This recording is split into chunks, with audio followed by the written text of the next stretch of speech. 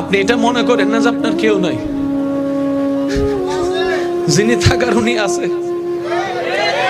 ওনার নজর না থাকলে তো নিঃশ্বাসটা চলতো না, ওনার নজরটা না থাকলে তো খাওয়ার স্বাদ বুঝতেন না, ওনার নজরটা না থাকলে তো ডুবটা গোলার নিচে নামতো না, ওনার নজরটা না থাকলে খাবারটা তো ভাইয়া হজম হতো না।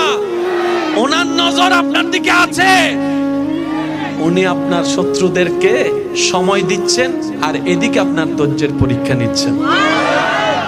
এক কাজে দুই কাজ, আপনার শত্রুদেরকে সময় দিচ্ছেন আর আপনাকে পরীক্ষা নিচ্ছেন। এবার আপনি বলবেন আমার তো কোনো অপরাধ নাই, বিনা অপরাধে সাজা কেন? তাইলে তো আপনার জন্য ডবল শুকরিয়ার বিষয়।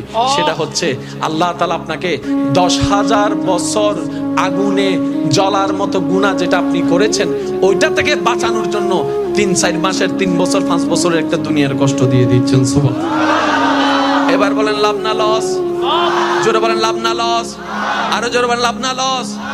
আল্লাহর বান্দা বা লসে থাকবে, এটা হয় কেমনে? বান্দা আল্লাহর যখন হয় এটা লসে থাকে না, লাভে লাভ।